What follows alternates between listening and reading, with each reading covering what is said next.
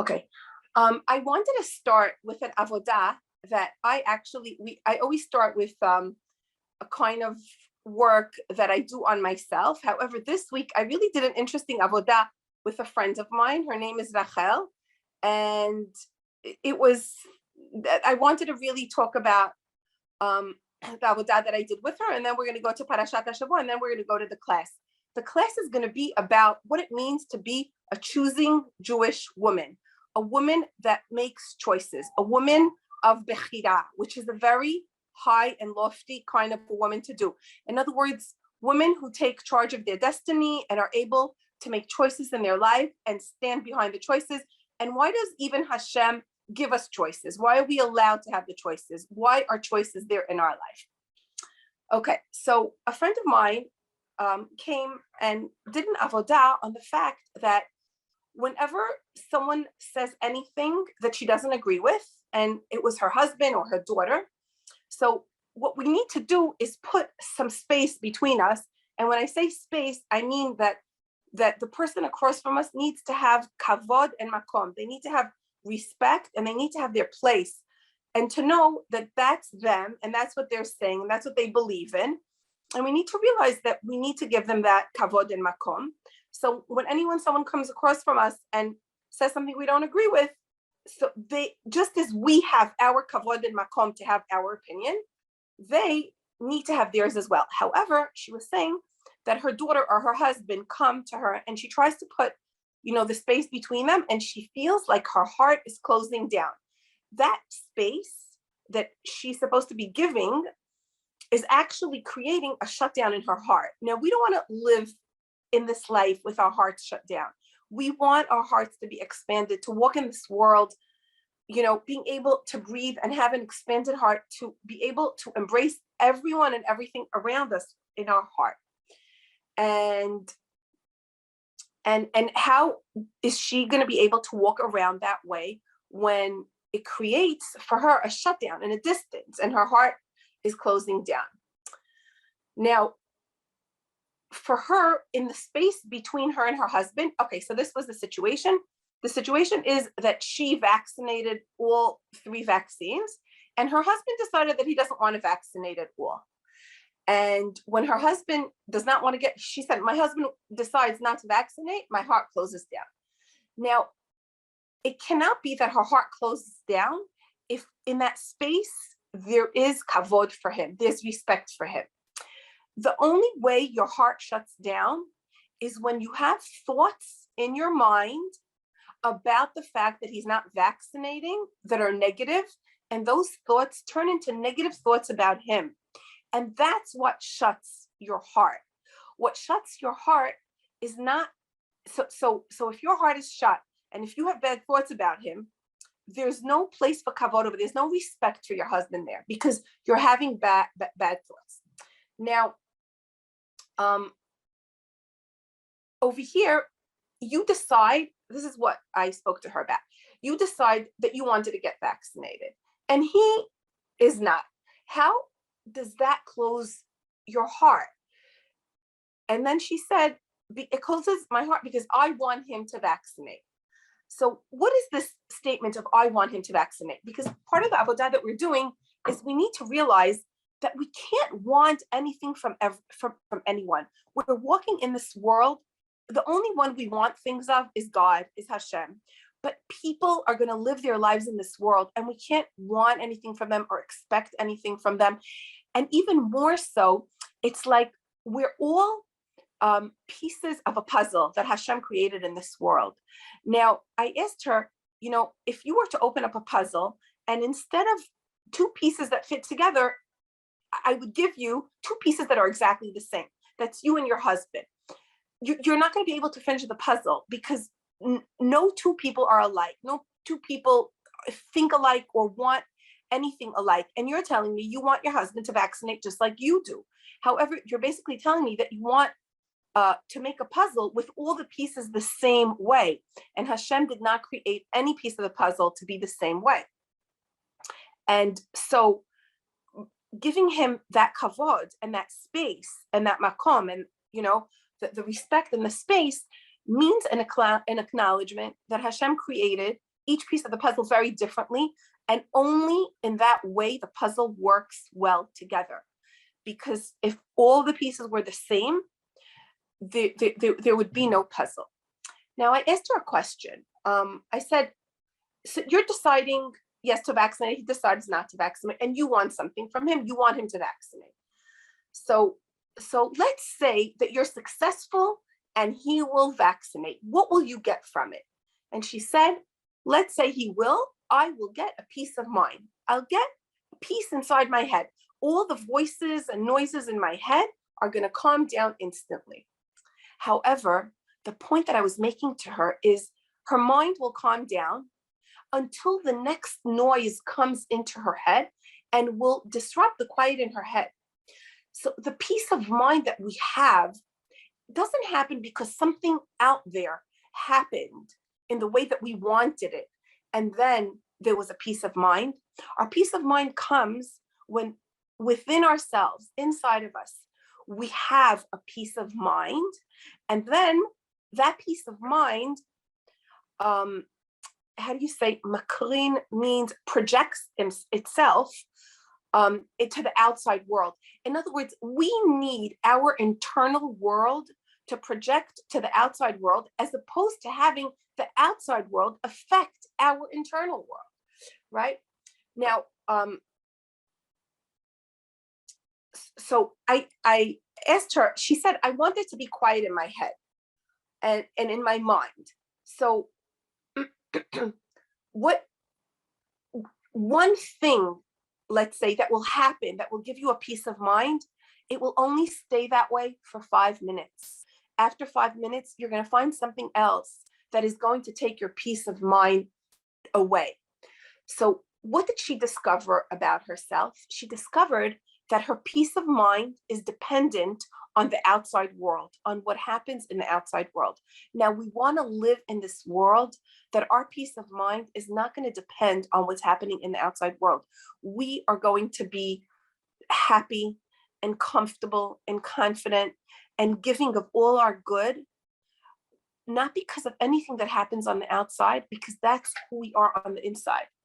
Excuse me? Okay. Oh, you're going to shul? Okay. Bye, honey. Good night. Thank you. So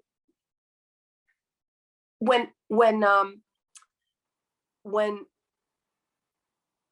we are allowing the outside world to define what our inner world is going to be like, I will forever be running around and wanting people to change, thinking that that's what's going to give me the peace of mind. There is a pasuk in Pirkei Avot that says, Eizehu Ashir, who's the wealthy man? Hasameach bechelko, when he's happy with his, usually chelko is translated as lot, happy with what he has.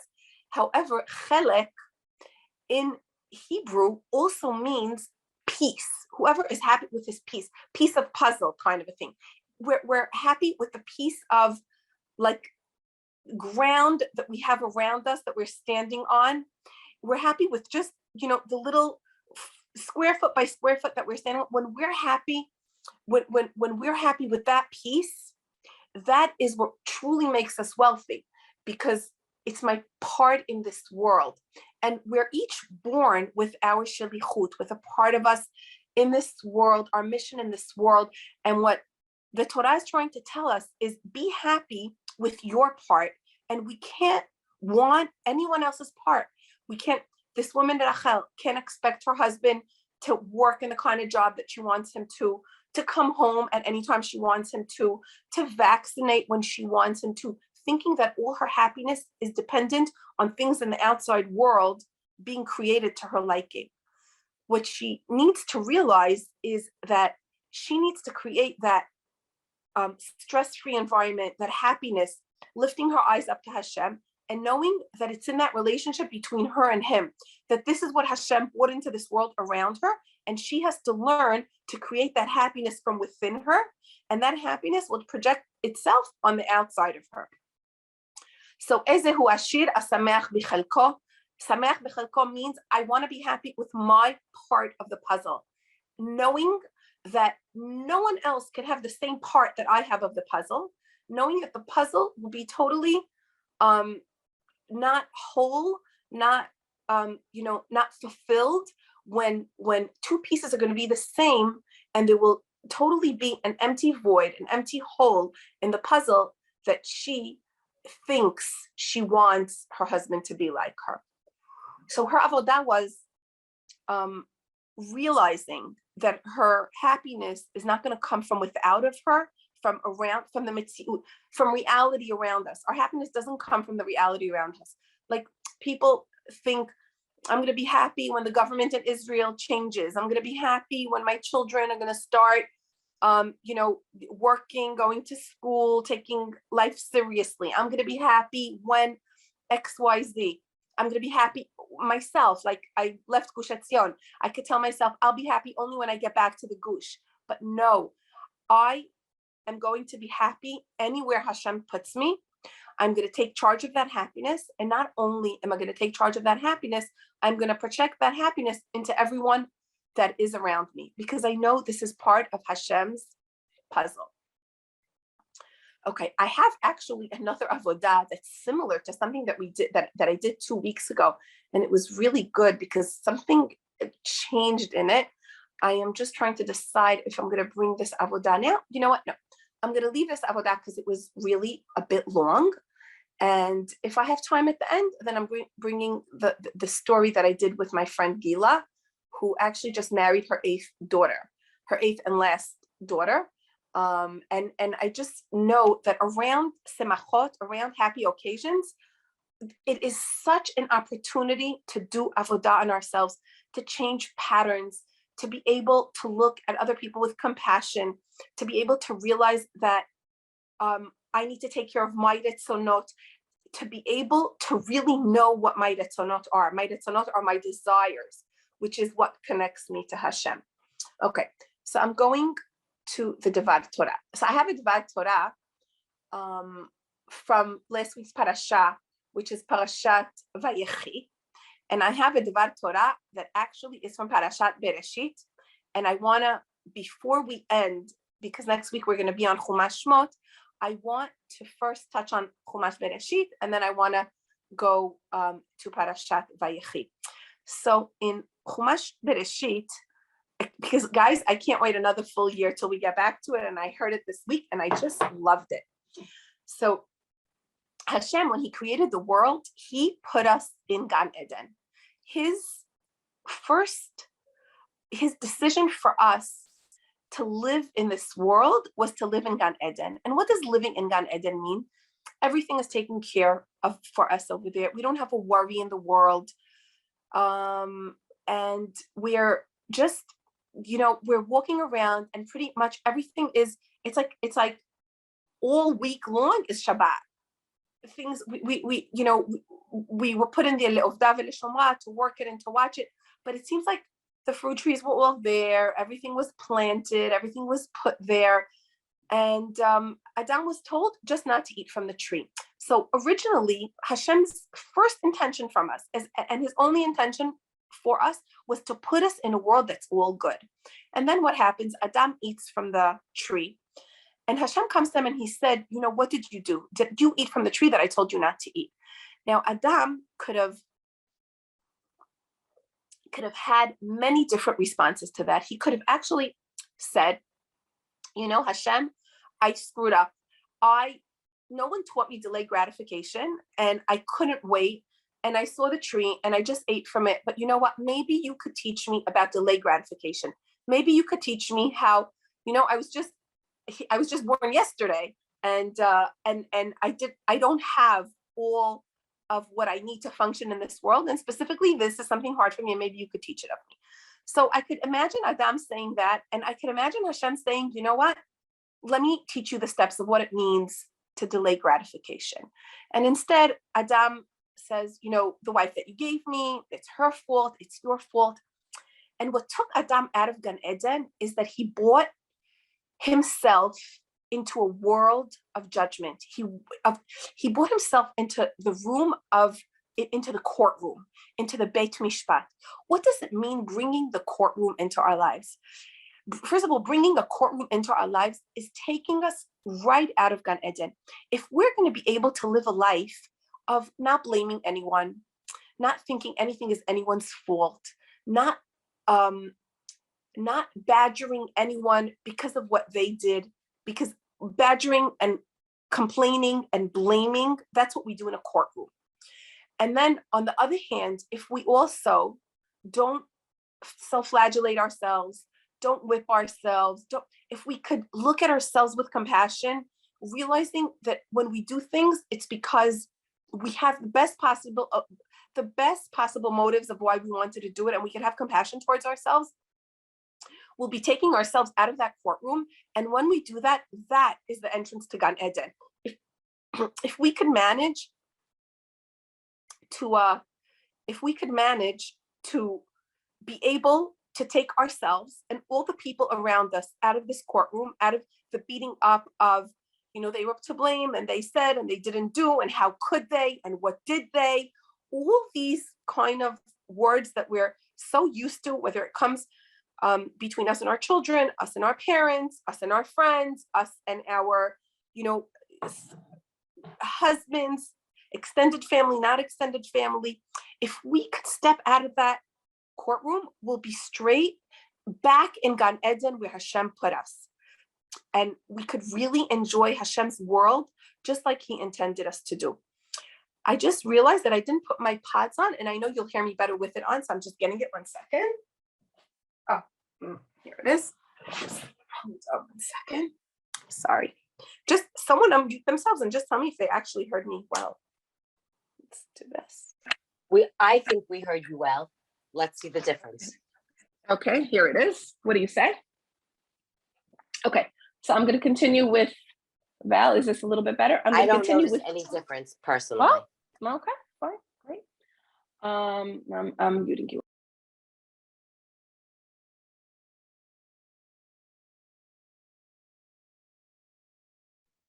You muted yourself. Oh, I muted myself. Sorry. Okay, Val, so just you mute yourself. Oh, you are muted. Okay, great. Thank you.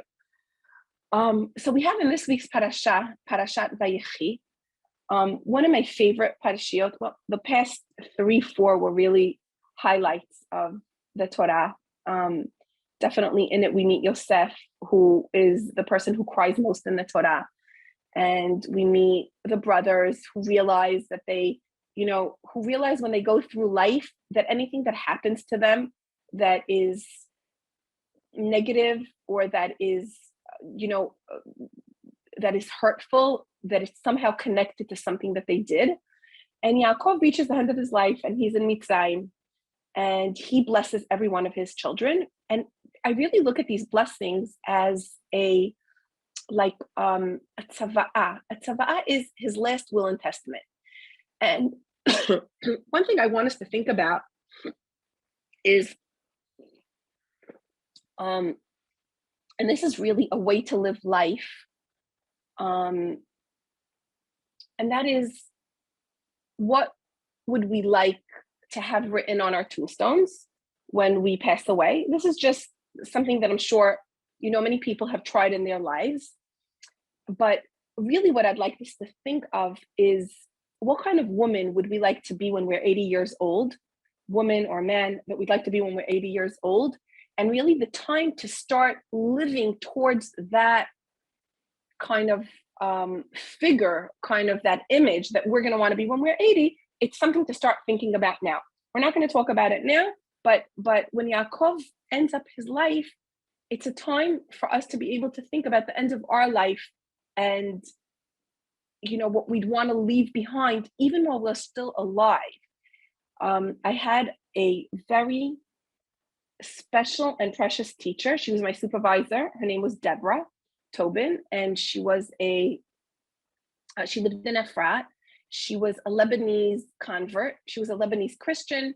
Her parents left Lebanon when the war broke out, and she went to the States. When she got to the States, okay, I'll tell you afterwards.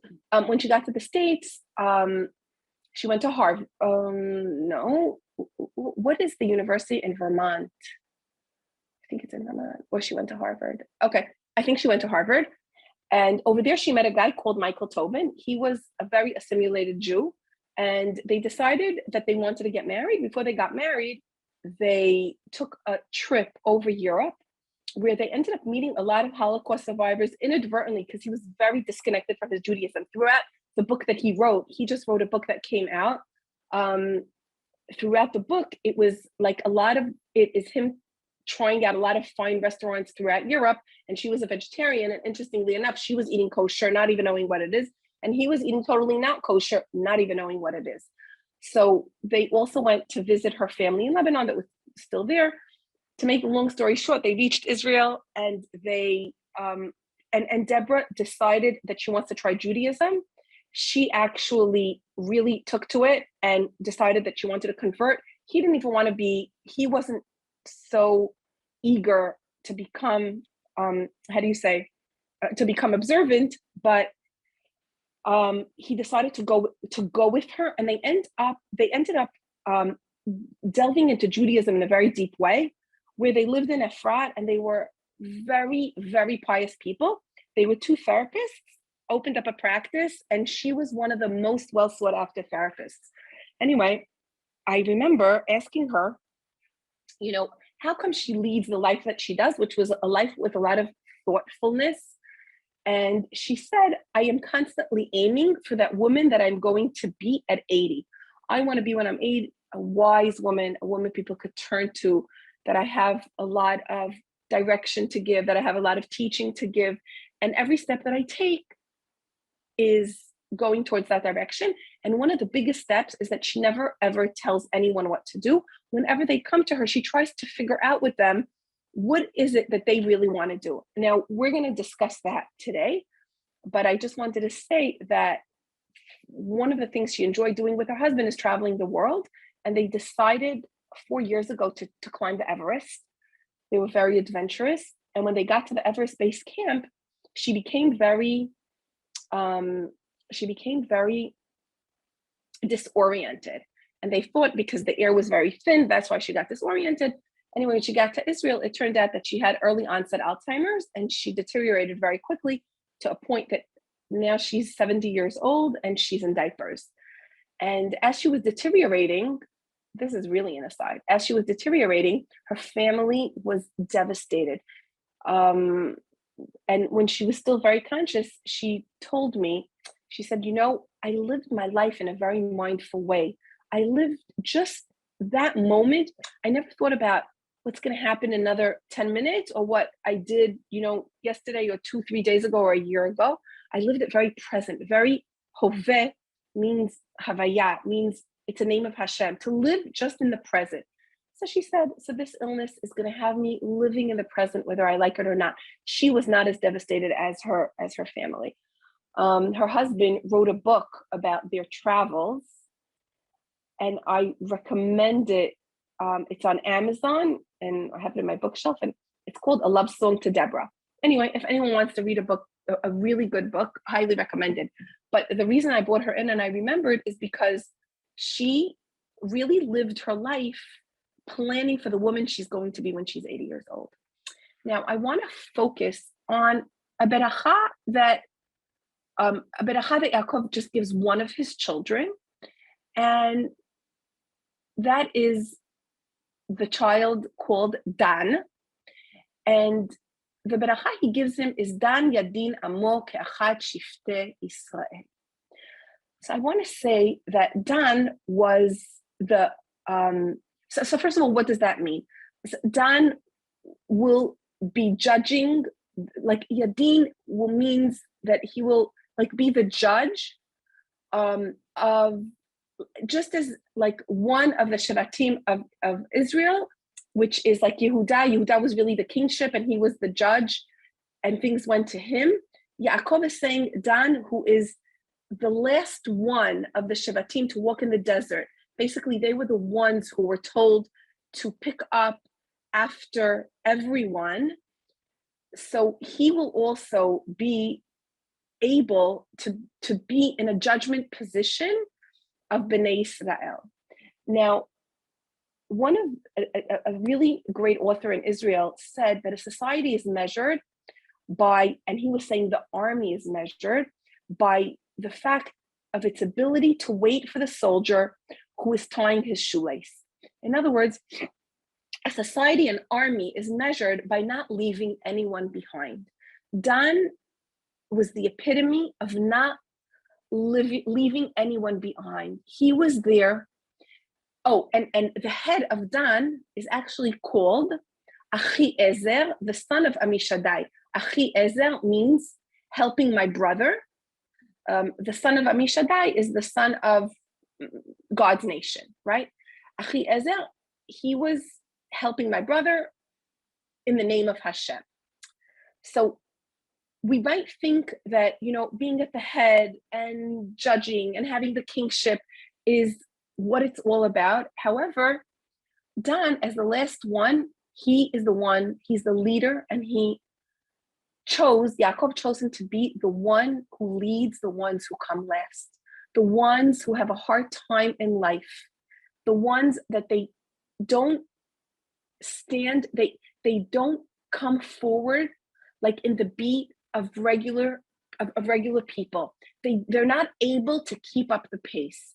He was given to be the leader of the ones who walk at the end of the community. And he was given the job to retrieve anyone that was lost.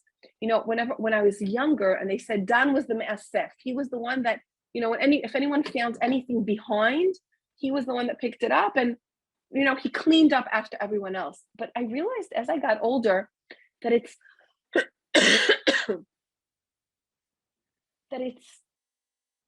people forget themselves behind. People forget their mission in life. They forget their goals.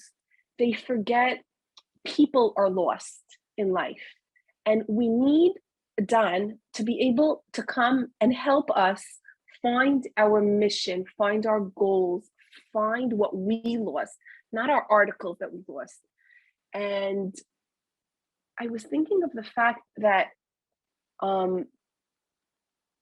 in my parents' house, my father always hosted anyone that wanted to be hosted.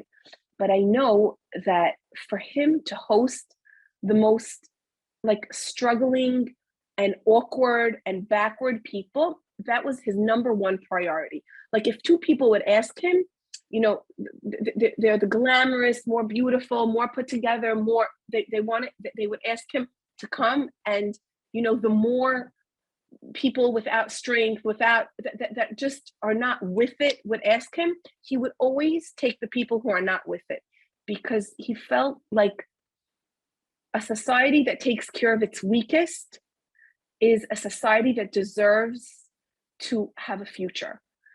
If we think about those left behind and wait for them and help them and move them forward, that is what Yaakov wanted in Dan.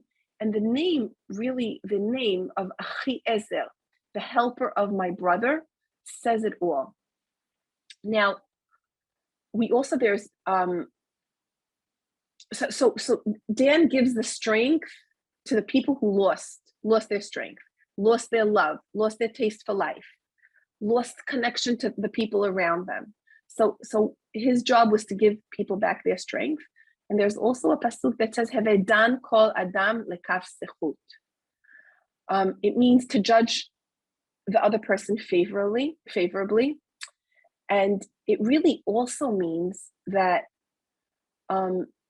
knowing that just as in me God lives, in the person next to me God lives, and no matter how broken down or out and and broken down or down and out or not with it, or people who maybe did not get married, people who maybe didn't have children, people who just don't have it together, they are just like me. They're just like me, because every one of us has a part that at times is not married, at times feels lonely as if they don't have children. We've all gone through the path that these people go through, but we might have managed to get ourselves out of it. We might be in it in a day or 2 days and then come out of it. And when I say all of us were not married, there were periods in everyone's life that they wish they weren't married, or they felt as lonely as if they weren't married. And I believe that it's our job to take them, to embrace them. It's our job to do a dan on them, to, wait for them, to pull them along, to show them life is worth living, to show them he'arat panim, a shining, like, to show them that when we see them, our eyes can shine because we see the Hashem within them. So, heved dan kol adam lekaf zchut. Kol adam, every man. And it really says kol ha'adam is the entire of the man. Kol ha'adam is the whole of the man, all of his parts. We're dan lekaf zchut. Okay. We are now going to start. So before I start, does anyone have a question? Any comments? And otherwise, I'll start the class about being a choosing woman. Okay. A Jewish woman is a woman that chooses. And being a choosing woman is a level. It's a level that we want to get to. It's a level in a spiritual sense. Right? Now, there are two situations in where the topic of us being choosing women is very essential. So first of all, there is the basic choosing that we do every day. Should I go shopping with her or alone? What should I make for dinner? Should I invite or should I not invite? Right? These are like really the small kind of choosings that I'm not even talking about because they're so mundane and irrelevant. I'm hoping that everyone in this class is like already beyond that. And there is a different type of choosing that we're asked to do. A person, we walk in this world in a path of lech lecha, right? Lech lecha means lech lecha, go for yourself. It's two words of lech, it's two words to go. So we go in a straight path and we walk in a straight way. When I say straight, it means we walk with Hashem. And usually when I walk and I take one step at a time, we wake up in the morning and I know that I want to say my tefillah and then I want to do yoga and do the laundry and cook and go to work and get my children. Like all these things are pretty much, I do it on automatic. There's nothing much to choose. And I don't have big discussions in my head. Do I want to do it or not? And it's pretty simple. Now, what is the problem with this path? We're walking along this path and we're, living our daily life. When we do that, we have a tendency to forget Hashem as we are on this path. Because our goal in life is not just to get things done and to walk on this path, making sure that I'm ticking things off my list. That's not our goal in life. Our goal in life is to walk with Hashem. I am with him and he's with me. And that's a different kind of walking in this world. Now, most of us, we can walk in this world and say life is great. And at times, though, we have dilemmas. What does having a dilemma mean? Having a dilemma means that Hashem puts us in a situation where we have to debate about, we have a debate about the course, the next step that we want to take in our life. I'm going to give us two examples. A woman came and she said, I just now finished getting paid unemployment and I have a decision to make. I want to either go learn graphics design, like a course that I, was dreaming of for a couple of years and I know I'll be very good at it. And I would like to also start contributing to the family's parnasah because I see my husband is very stressed and and I want to be able to help him. So we reach like a place on the road that we think that we have either a right to go or a left to go, and we need to decide what to do. Now, what does this dilemma mean? It means that Hashem puts us in a crossroads, and we have to stop in order to realize that we need to lift our eyes to Hashem and ask him, Hashem, I need your help in this. When we've gone through days where Hashem wasn't part of our life, we get dilemmas of needing to decide where we need to lift our eyes up to Hashem and say, Hashem, I need your help in this. Okay. Now,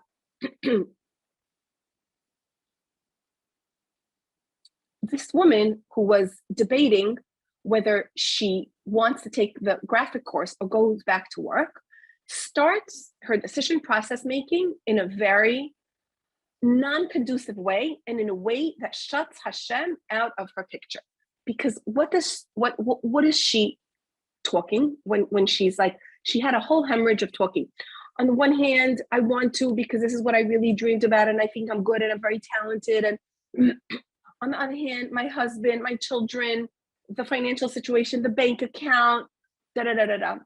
And there was, and she couldn't decide because of something that's called calculations that we are constantly doing in our life. And when we start getting into calculations, which is the whole debate of what I should do and what I shouldn't do, of why this way and this way I'm gonna, this way is I'm gonna gain this and that way I'm gonna gain that. And then we're torn apart. And when we're starting with all these calculations of gains and losses, right? Calculations, gains, and losses are these three things that move us away from Hashem. And I want us to learn a different way of dealing with decision making, allowing us to put Hashem into our decision making and not allowing calculations of what's my loss and what's my gain to take over our decisions. Okay. So first of all, whatever decision we make, we're not making a right turn or a left turn. The decision that we're going to make is going to come with us on our straight path. And the other decision that we left behind is something that was left behind and is always going to be a part of us, but I'm not walking with it anymore. Now, the two decisions that we have are actually Hashem's opportunity, right? Hashem is one, and he's giving us two choices, two retzonot. Now, these two retzonot are both part of us. They're both part of our makeup, of our identity, the two retzonot. And Hashem is telling us, I want you to take the two and make it one. I want you to end up with me at the end of the day, because that's what's important, our connection to him. So we're always in this world trying to create that oneness with Hashem. It says like a man and a wife, and God is between them. Like he's the one that connects them. And that is putting Hashem in our life. So, okay, so now how do we go about doing it? So one is we need to take each one of the desires and stop talking pros and cons and stop talking gain and loss and stop all those kind of considerations. We need to take each one of those desires and not allow them to speak with one another. What do I mean when I don't allow one desire to speak to the other desire?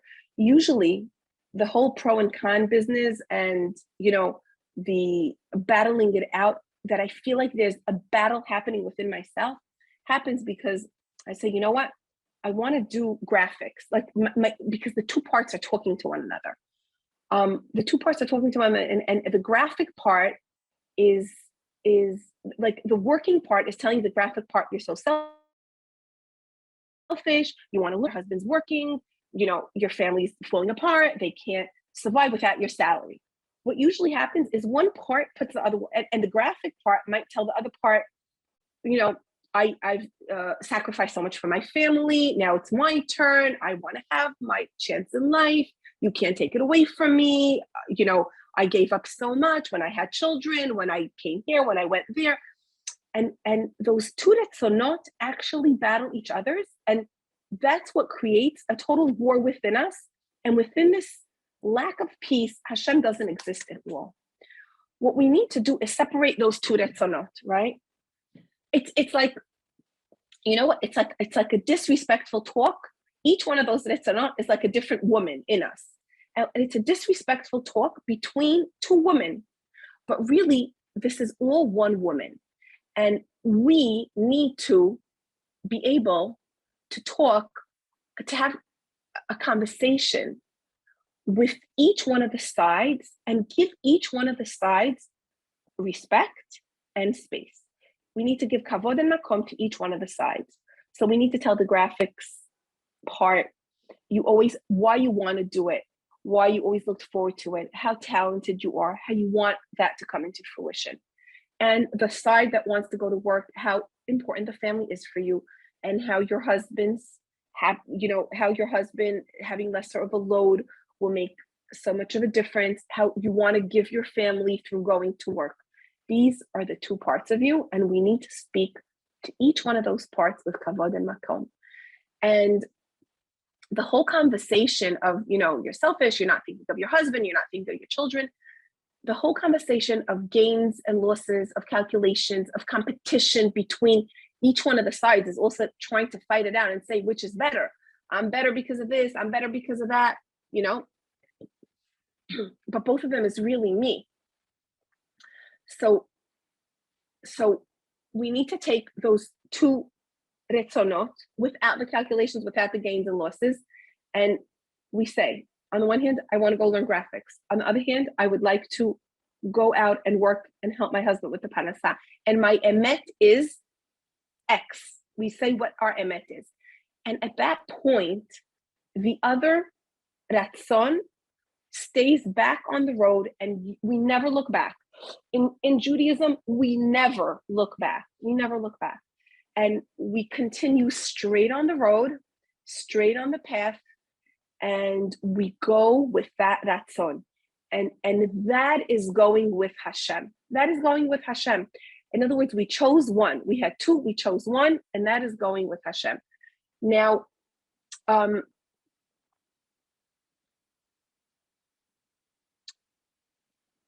you might ask, if you were in the calculation mode, yeah, but let's say this woman chose to go to the graphic design course that you wanted to take, and you'll say, yeah, but now they're not going to have any money, and the debt in the bank is growing, and it means that her children are not going to be able to go to do their extracurricular activities, etc. And this is the point where we really let go of the calculations and we stay with Hashem, because Hashem has his ways of making things happen in our lives. And when we walk with him, he's the one that's taking care of us. When we are constantly getting into the calculations, it's like we're telling God, you are not going to know, you don't know what to do with my life, and you don't know how to take care of me. And when Hashem brings this kind of dilemma to our lives, he's telling us, could you lift your eyes to me and know that you need to walk with me, and know that I want to walk with you, and know that I want to be part of your life? So when we have an ability to choose, it's Hashem telling us, I want to be and I want to walk with you in the path, and I want you to remember that I'm here with me. So being a Jewish choosing woman is an opportunity to connect to Hashem. It's an opportunity to have Hashem in our lives. And it's an opportunity to let go of all the, of all the calculations, of the gains and losses, to let go of all of it. When we go out shopping and we want a new dress and we want something new for our home and we just want something new, what I really want is new da'at, new knowledge, new wisdom, new intelligence, new understanding, common sense. I want logic. I want awareness, consciousness, right? Like, I want to be able to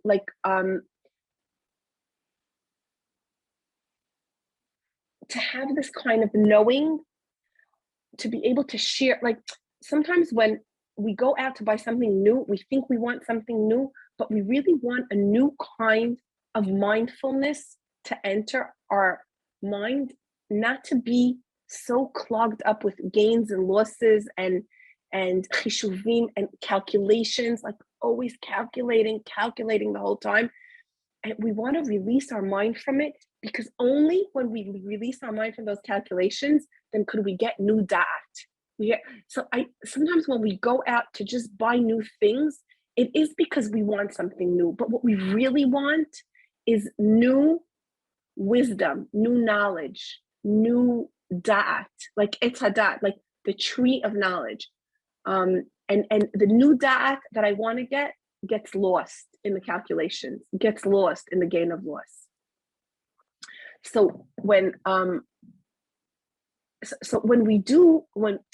want to go into like, why is this class called drawers? And I think many of you do know why. And I'm going to talk about it a little bit more in like 10 minutes. But when we do a drawer and we take everything out and we pick up each item and say, you know, does this fit me? Do I love it? Is it good for me? And if it is, I fold it back and put it. I open up the drawer, and that drawer is like the new da'at, because I took out the whole jumble of everything that I really didn't need, and I take each one with a lot of mindfulness and thoughtfulness, and I'm able to look at it before I put it in and see if this is really what needs to go into this drawer that I defined. So when we clear out of our mind the cheshbonot, we call it, the calculations, the machinations, the gain, the loss, when we clear that out of our minds, our mind becomes like that clear drawer that we open up, but we don't have a whole jumble of like, you know, socks and underwear and hair covers and whatever it is. And that is what we're after in this world. We're after a new da'at, right? A new da'at, a new awareness. Now, part of the reason we want a new da'at, I have to say, is that when our children come to us, we want to know what to tell them. We want to know what to answer them. We want to know, to be able to have clarity for them. And the clarity is going to come if we're going to be able to live our lives without cheshbonot, without, you know, constant,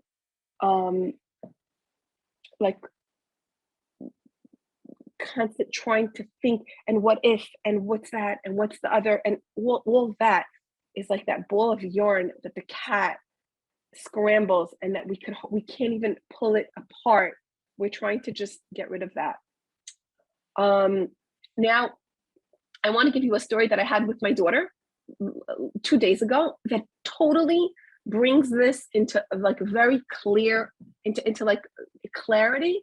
And it has to be with my daughter being a choosing woman. And it was really like a kind of a story that you'd say we come across all the time. And the reason she got into this kind of ball of yarn that was convoluted and tied her up is because at the beginning, she was not a choosing woman. She was not a choosing woman. But before I get into that story, I'd like anyone that has a question to just unmute and ask the question, because I just laid on something big on you all. And I could stop the recording. Anyone, questions? Okay.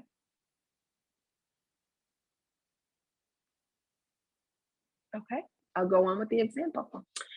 So my daughter called up and she said, Ima, I have a problem.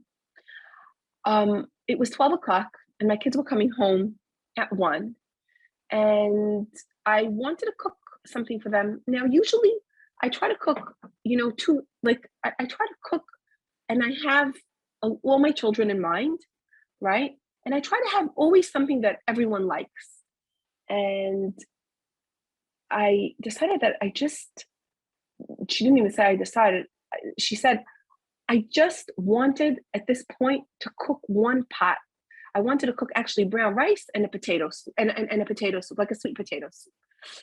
And she said, I knew that one of my kids is going to come home and they're not going to like it and they're going to give me flack.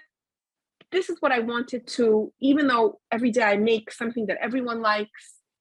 And I decided I was just going to do it. And sure enough, everyone comes home, and that son comes home. He comes home like at 4 o'clock from school. He said, there's nothing ever to eat in this house. I don't like any of this. I come home from school.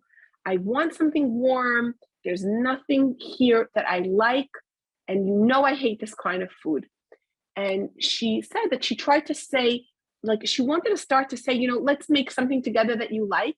She said, you know what, on second thought, in another hour, I'm going to start getting dinner. And when I make dinner, so you'll help me make dinner and we'll do something that you like in an hour. Other than that, wait until dinner. Because she knew that he also had lunch in school. So he goes to her, until I get home and I'm dying for something warm, you're telling me to wait? Like, this is what you're telling me to do? And she called me up and she said, like, Ima, why did this happen to me? Like, instead of my son telling me thank you, and I'm having like this whole big fight and argument with him, and I'm totally stressed out. Like, I knew this boy was going to come home and be unhappy. And I was just waiting for his complaints. And what happened over here? So what really happened over here is my daughter, when she was thinking about making lunch, she did not say, I am choosing to make brown rice and sweet potato. In her head started a lot of calculations. She's like, I really don't feel like working hard, but he's going to complain, but they're going to like it and he's not going to like it. On the one hand, it's going to be more work to make food for everyone that each one likes. On the other hand, I just want to have simple and just 2 pots. I guess I'm just going to make this and that's it. And if he complains, then he's just going to complain. Those were the thoughts that went on in her head. Now, what really needed to happen in order for her to avoid the whole situation that she had, it would have been the ability to say, I am the mother here, and I need to choose. I need to choose to either make rice and sweet potato soup, and that will be, a 2-pot meal for everyone, or I can choose to accommodate everyone and make something for everyone. Those are the 2 choices. Now, both of those choices are both good. They're both her. They're both parts of her. And this is a time that we lift up our eyes to Hashem and we say, and Hashem, I have this and I have that. I have 2 things and I want to make it one. And I decide to make the rice and sweet potato. I am a choosing woman and this is what I decide. Now, had she done that, her son would have come home, and just from the strength of that choice, he would have not complained. He would have probably just gone and made himself couscous and rice. But when our children they know our calculations, they know the gains and losses, they know that we're torn, they know that we're filled with guilt, which is something that we don't have to at all have it a part of our life. They know that we put ourselves into court, into judgment day. We take ourselves out of Gan Eden, and they come in and they sit on top of that and they choose to, I'm not going to say exploit, because exploit is not the right word, but they choose to deepen the hole that we dig for ourselves. So like, when she was going through all the calculations in her head, Hashem tells her at that minute, stop right here. You forgot me. Lift your eyes up to me. And then we make the decision without any calculations. And we realize that when we actually make the choice, no one will have any word to say about it. And even if they have a word to say about it, it will not move us one bit, because we know that we're with Hashem when we made the choice, when we made the decision, when we were able to choose one way, and that was the way of the brown rice and the sweet potato soup. And it's as if the other way never even existed. Now, Michal, can I ask a question? Sure. Hi, go ahead. it's Rachel. Do you want me to stop the recording, or you're good? No, it's just a general question. Right. How does this relate to our intuition, or is that another word for what you're saying? Yes, it's another word for intuition. I was discussing this class with my husband last night, and he was saying, what is, could it be intuition? It can be called intuition.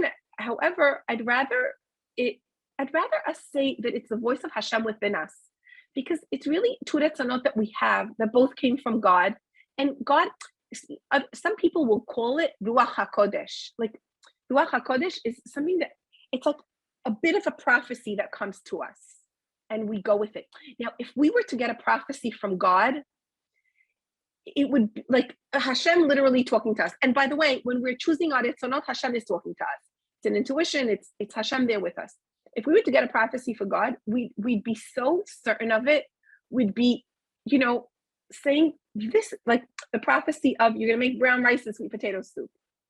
This is from God. This is from God. And the son could come and talk and say, like, it doesn't even dent us because it is from God. So you could call it an intuition. I prefer to look at it as a way to do Avodat Hashem every time we have a decision to make.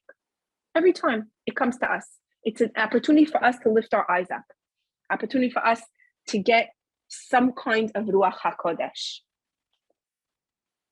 Does that answer? Yes, it answers. And I was actually going to ask you if it was a little bit of prophecy also. So I'm glad you went there too. Thank you. Yeah, totally. And when I was speaking to Ralph about it, he was saying that the big decisions in his life, this is how he made it. Like, let's say when we met and he decided to get married. He was 23 years old in Kollel. They were paying him $500 a month, and $500 wasn't even our rent. And he could, and there were so many calculations that he had over there. And he had in his mind, like, I could marry this woman, or I could choose to learn and put on hold getting married. And all calculations he said, my ratzon is to get married. And okay, that's your ratzon. That is the words of Hashem in your life. Go with it. And Hashem helped. And he did help.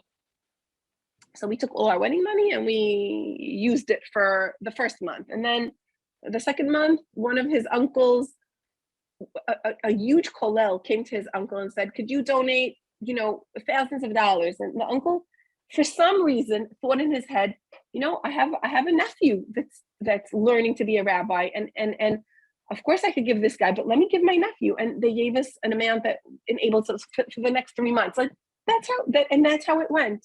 And there were months that we didn't have, but what I'm saying is, like, my husband is saying that the big decisions of his life, to go into the rabbinate, to go to Israel, to marry, happened in this way, lifting up eyes and saying, Hashem, my ratzon is this.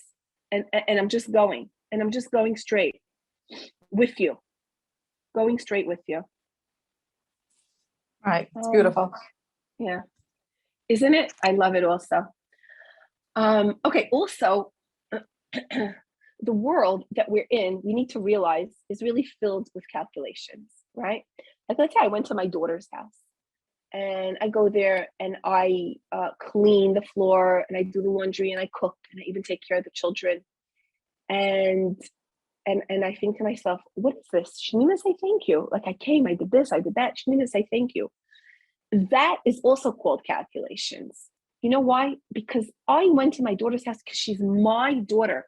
We're going to start learning a new concept in this class. And the concept is called mine. This is mine. This is my husband. This is my daughter. This is my house, my friend, right? And when I do it, I don't do it for them. I do it for me. I do it because there's so much good in me that I want to give. So when, let's say she doesn't say thank you or anything like that, these are calculations. What does it matter if she says or not? Like every day, my daughter was saying, every day I make my kid, this was her calculation. Every day I make my kid what he likes because he doesn't like healthy food. So I have to make him a little bit of pizza. No. And he doesn't even say thank you. And that's why she wanted to stop with it. That's also a story of, you know why you make your child what he wants? Because he's your child. He's mine. He's yours. And you want to bring the good out of you and give it to your child. It can't be that you're not cooking for him because of all these calculations of, he didn't say thank you, he didn't appreciate. No, you want to teach your child appreciation? You get up in the morning and start appreciating every last thing in your life. That's what we need to appreciate. That we got up, that we were able to step on the floor, that we were able to go to the bathroom, that we, everyone is healthy, or even thank God that they have COVID and they're still in the house and they're not in the hospital. There's so many things we could thank God for. And by us being grateful is how our children are going to learn. and not to start getting into calculations. He did say, he didn't say, was it my ratzon to go and help my daughter and clean her house and do the floors and do her laundry? It was my ratzon. And that meant that I decided to walk with God over there, and I'm going to go do it because it's who I am, because it's my daughter, and I'm not going to allow anything else to sidetrack me. Another thing that, to make a decision, we need to get out of these calculations, gains and losses in our head.